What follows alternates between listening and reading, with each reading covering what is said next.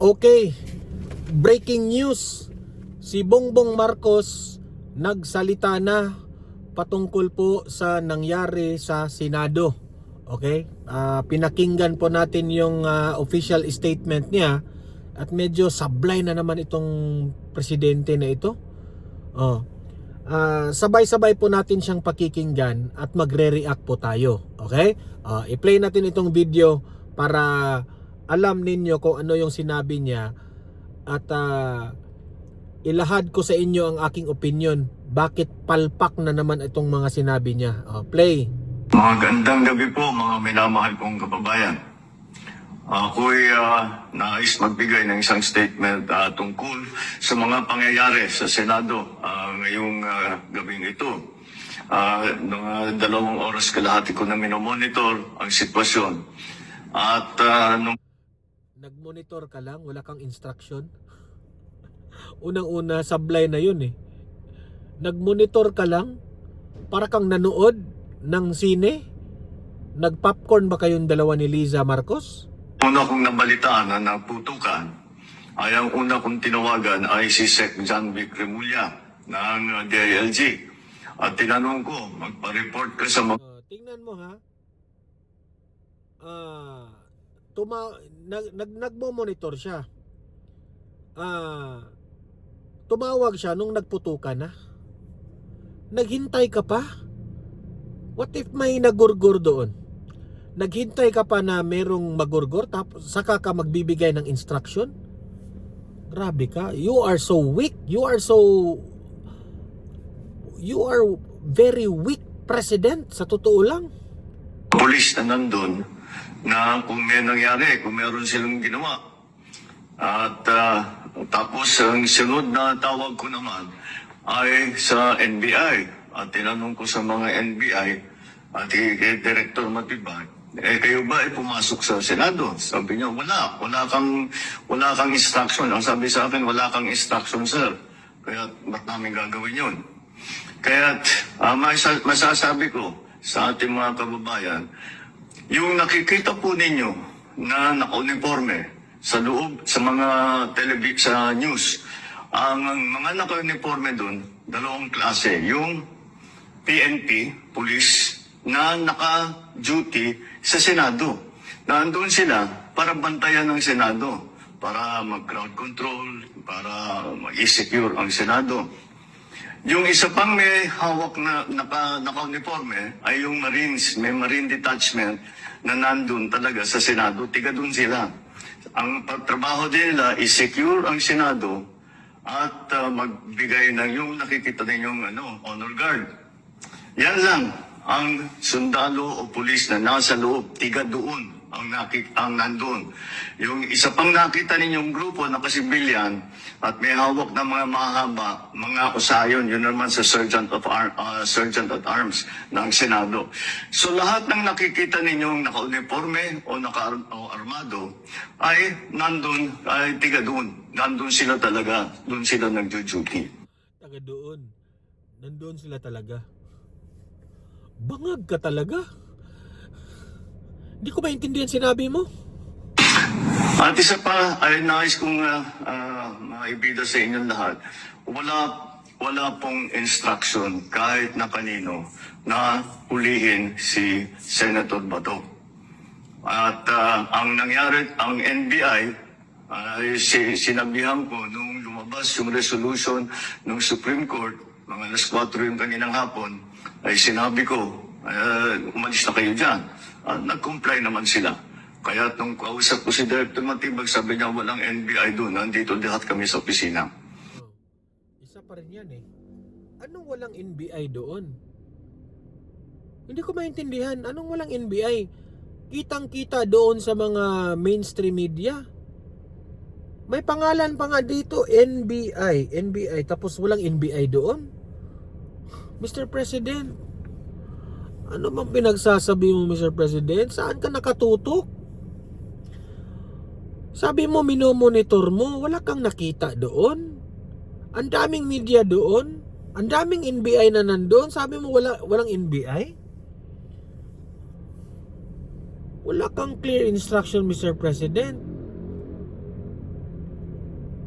It only shows na hindi ka talaga marunong maging presidente. Nagkagulo yan dahil sa iyo kasi wala kang instruction. Sana nagbigay ka ng instruction, ikaw lang yung hinihintay ng mga bawat liderato ng mga ahensya. 'Di ba? Kung kinausap mo si Bato, kung kinausap mo yung NBI, kinausap mo yung DILG, kinausap mo yung nagtipon-tipon kayong lahat doon, hindi sana umabot ng nagkagulo ng ganyan.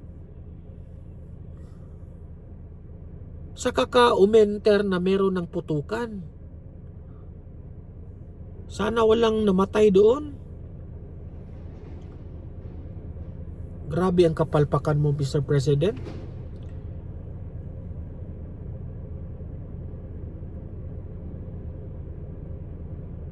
Dinideny mo ngayon na wala kayong kinalaman doon sa putukan. Oh. Kasi si Senator Amy Marcos nagpalabas siya ng video, sabi niya nag-deny ang NBI. Nag-deny ang mga Marines. Nag-deny si John Vic, ang DILG. Pati kayo raw, executive, nag-deny kayo. So sino yung nagpapaputok? Ngayon, yan ang pinakatanong. Tapos sasabihin mo, walang NBI doon. Ha? Wala kang instruction? Ano ito? Panghugas kamay na naman ito?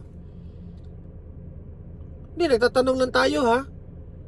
Kasi hindi naman siguro gagalaw si Matibag kung walang instruction galing sa'yo. O ano ba instruction mo kay Kaya nga Mr. President nagkautal-utal ka nang nag-explain Mga taga doon yun. So biniblame mo pa ngayon yung mga sergeant at arms na mga sa Senado. Sila yung nagpapaputok. Nandoon nga sila para para peaceful. Trabaho nila yun, mga sergeant at arms sa Senado. Di ba?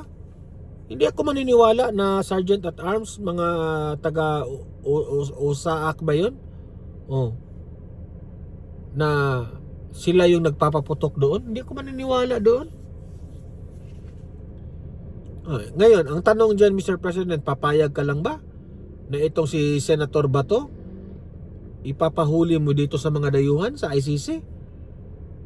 Kasi ikaw ay may control lahat Kung sasabihin mong cut this one, stop what you are doing right now, hihinto yan lahat.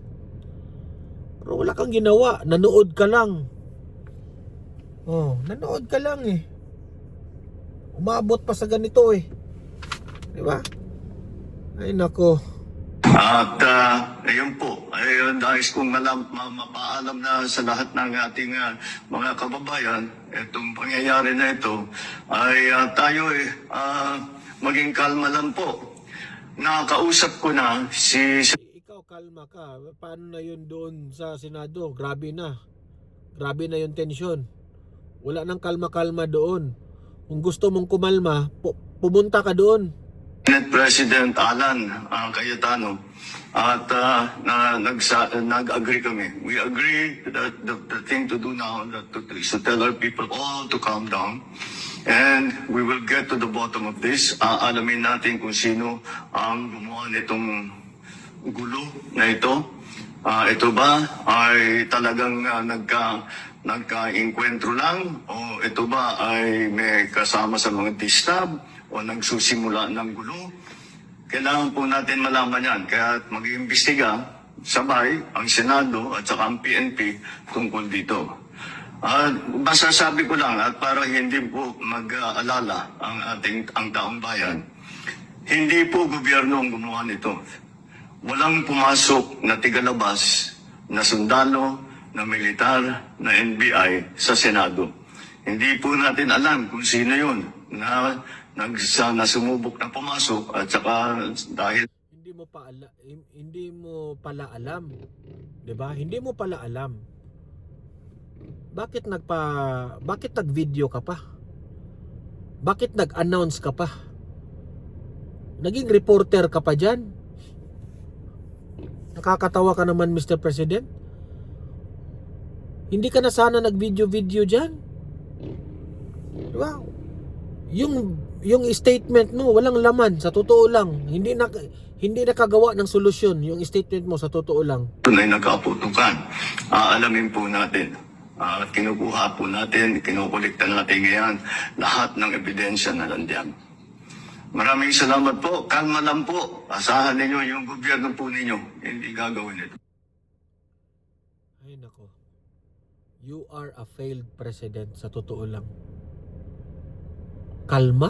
Yun lang ang instruction mo? Kalma? Nagkatensyon na nga doon? Wala na, Mr. President.